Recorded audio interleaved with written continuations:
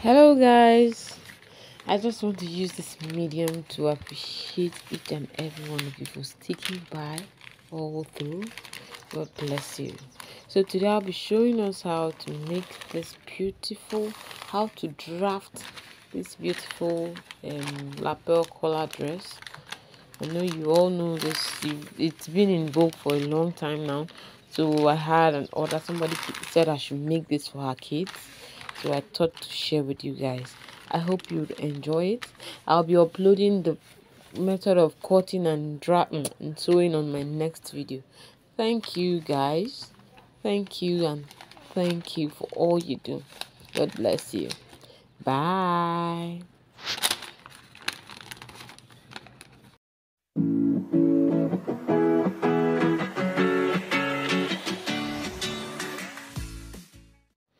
Hello guys, welcome to LittleStitch by Amara. Welcome once again to my channel. Okay, today I'll be showing us how to draft this shawl collar lapel dress for your little one. I hope you enjoy every bit of it. I hope you watch till the end. I won't be showing us how to sew it in this video. That will be on my next upload, cutting and sewing.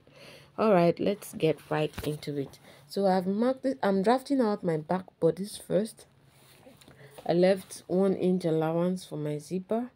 Then I went ahead to mark out the shoulder measurement. The shoulder I'm working with here is 14 divided by 2. That is 7. So I marked out my shoulder 7. Then for the neckline, I'm using 2 by half an inch. This is for the back bodice, 2 by half. Remember, this is a shawl collar dress, lapel shawl collar dress. So the collar is supposed to be sitting very close to the neck. There shouldn't be any space for opening, as in you should not be seeing the person's bone, collar bone, neck bone, all of those. So it should be sitting very close. That's why I'm using 2 inches. This dress is being made for an 8 to 9-year-old girl. So now I went ahead, after marking out my shoulder measurement, I came down by half an inch for the shoulder slope. Then for the armhole, I'm going to just come down by 6 inches from my shoulder slope. Mark out 6 inches, as you can see. Then I will now look for my midpoint, mark out 3.3. Then on that midpoint, I'm going to go in by half an inch.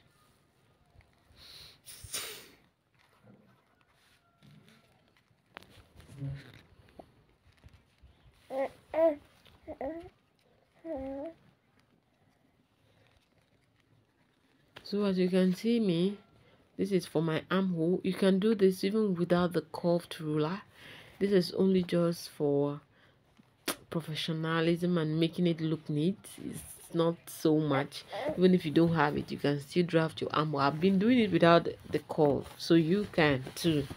So after that, I'm going to just mark out, at least I forget, the length of the dress. The upper bodice I'm working with here is 12 inches.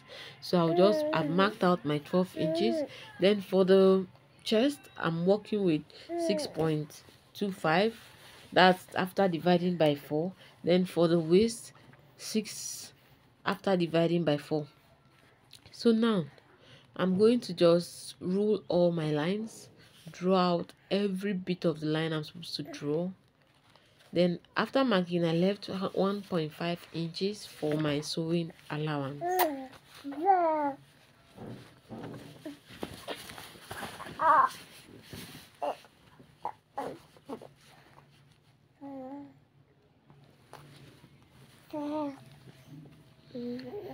So for the back bodies, I'm done with the back bodies. So this is the front bodies. I left out 4 inches on the upper part and 5 inches by the side where I'll be drafting the collar, the lapel collar. So I left 5 inches for in case there's need for an extra. It's supposed to be 4, but I'm leaving 5. So I'll go ahead now from the line. I'll go ahead now and mark out my shoulder measurement just like I did for the back side. everything equal, just the difference is just only on the neckline. For the front, I'll be using 2 by 2. Like I said, it is a shawl collar, and we shouldn't be seeing any shoulder bone, collar bone, so that's why I'm using 2 inches. So now I've marked out the shoulders.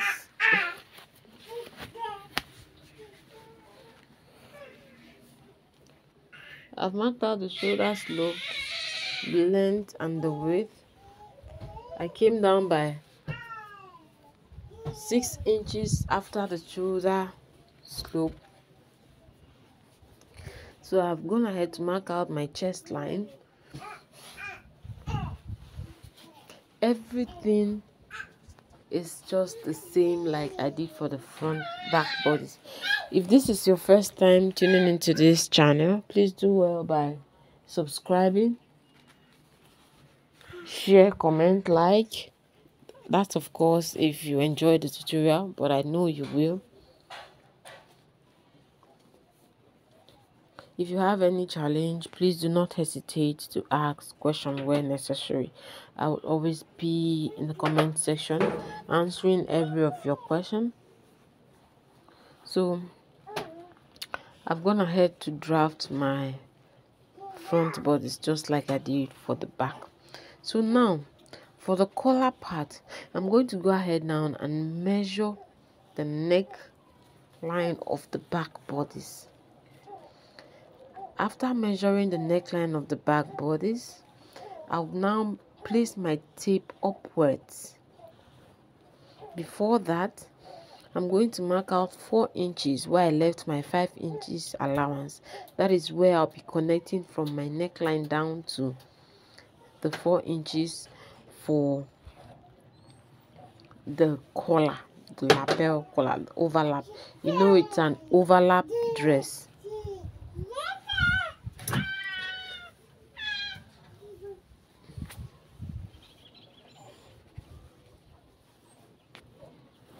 So I marked out the straight line from my neckline, from my neck width, neck length down to the 4 inches.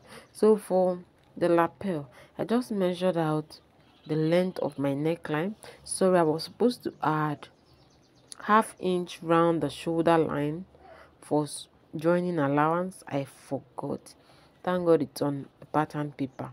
So I'm going to do that when I'm cutting it out. So now I just wrote add ½ inch allowance so I don't forget to add it when I'm cutting.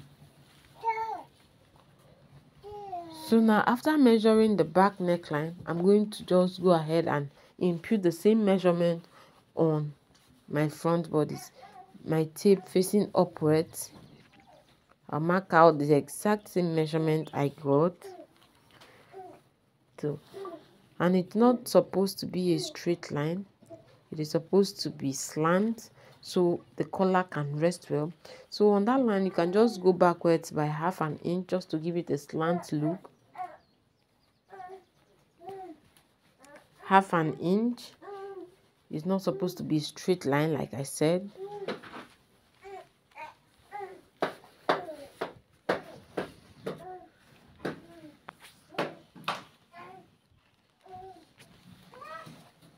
So now for the other side, I'll just mark out 3.5 inches. Note, most people use 3 inches, most people use 4 inches. This is not the standard. It depends on how wide or how small you want your collar to be. And it's not going to be straight, it is going to be a bit slanting just to make the collar rest well on the neck. Make the collar slip on the neck.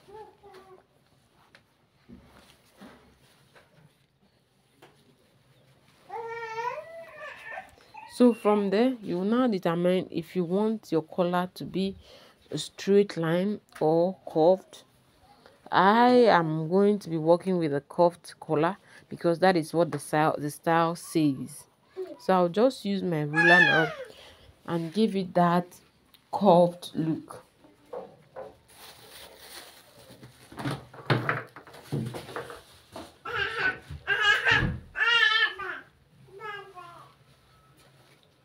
So I'm done curving my collar. I'll now go ahead and add half an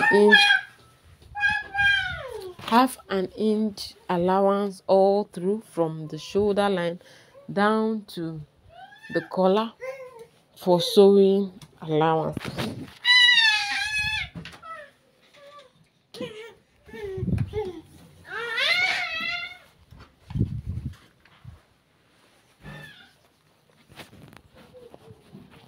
So after that,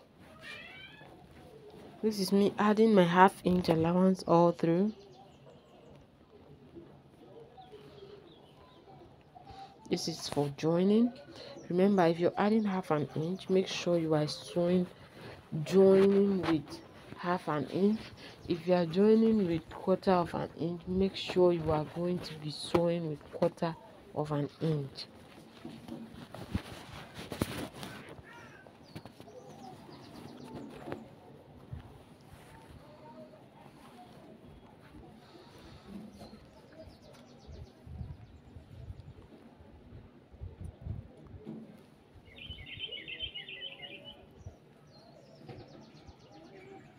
So I think I'm done here.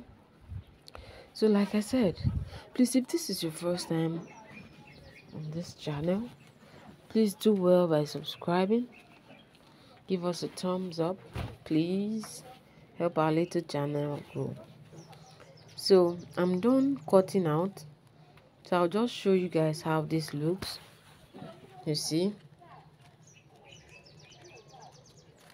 it's looking beautiful already. It hasn't been transferred to the fabric yet, but it's already sitting very nice. So for the lower bodies, it is not a strange thing.